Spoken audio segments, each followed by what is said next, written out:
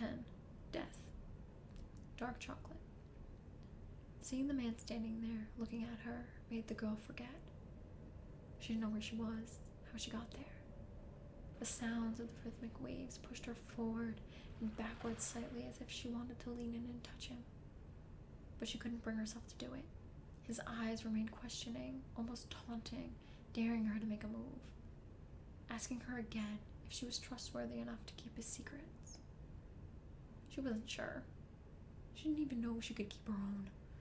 Her head anchored downwards and her cheeks reddened. What could she possibly say to him? To someone so beautiful, so mysterious, so godlike? She only chanced glances at him every so often. Within those stolen glances, she noted that his body was slowly drying up the longer she took to avoid looking at him. She even noticed that his short cropped hair was blonde when it glinted in the sun, and that his facial hair was meticulously manicured. The silence stretched out until she thought the air would snap. He still stood there, patiently waiting for her to speak. He seemed to understand that she needed time to recoup, and his silence was his acceptance of her taking the time for herself. The two of them stayed that way for 3 full days and 2 nights. They didn't stir, except for the girl's occasional stolen glances, which only occurred whenever the water's ebb and flow touched the girl's feet. On that 3rd night, the man walked up to the girl and sat near her for a few moments. It was dark due to the new moon, but the girl could make out that the look in his eyes had changed. He looked more tired, perhaps even disappointed, and a bit perplexed. Then he rose, turned towards the trees, and disappeared amongst them. The girl stayed in that spot for 4 more days, expecting the mysterious man to return. When he didn't, her heart snapped in two and she wept bitterly. Rising, she went to the trees and scanned for him, but she was too afraid to enter their depths. She was torn. Should she search for him amidst the trees? What if she left and he returned to find her gone? What if she got lost and could never find her way to him or to the world she left behind? In her indecision, in her inaction, the girl suffered. She walked to the water's edge and lay down in the wet sand, staring up at the sky. Her tears fell down her face and joined the sea. She looked down and saw the waves coming in and out. They reminded her of hands waving up in celebration of her failure. She looked up again and then closed her eyes as the sky turned red. She thought back to when the man had been there. What should I have said? And the girl's inner self couldn't help responding. How about thank you? We used to have these staring contests, you and I.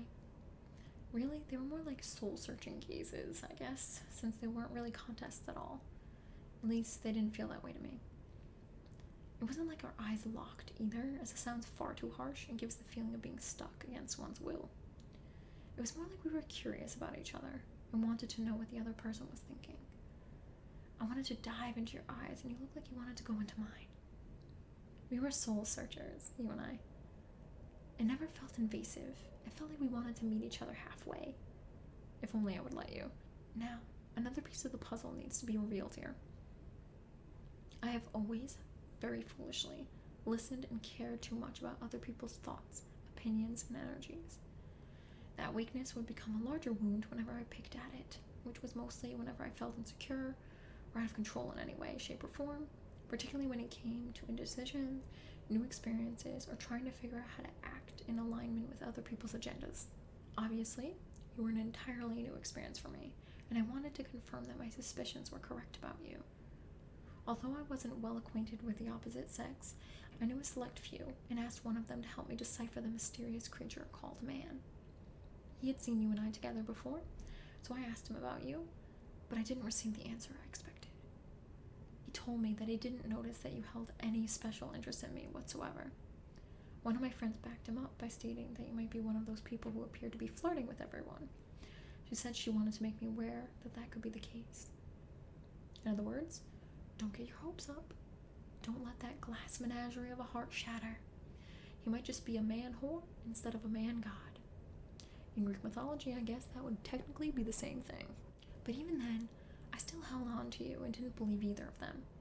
But they planted a seed of doubt, And that seed of doubt grew into hollow insecurity, creating a void in me that I filled with stupidity, as you and I have both seen already. My cowardice is not their fault. It's mine. I am responsible for me, for what I do, and regrettably for what I don't do. But it wasn't the response I thought I needed at that time. It's my fault that you and I never happened. It's my fault, and I knew it then too. Every time I showed up at your work, I would hold my breath, both fearful and excited to see if you were working that day. If you weren't, my cowardly self would immediately feel relieved, but my innermost heart would ache for you, and I'd convince myself that I would see you next time. If you were there, I would instantly find it unbearable to hold up my head, and it would collapse towards my chest, or I would ignore you, with my head held high like an imbecile. But every time I left, after yet another failure, again I would tell myself that I would get you next time. I would be a normal human being and ask you out or learn how to flirt correctly. I would. I had all the time in the world. I'd do it before you left that job. I would. I had plenty of time. And one day, you just weren't there. And you weren't there many days after that. Eventually, I stopped going there so often. For me, there wasn't a point. Though I used to check the parking lot for you every time I was remotely near there.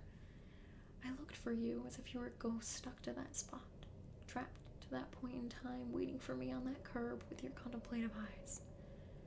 I imagine it often, our reunion.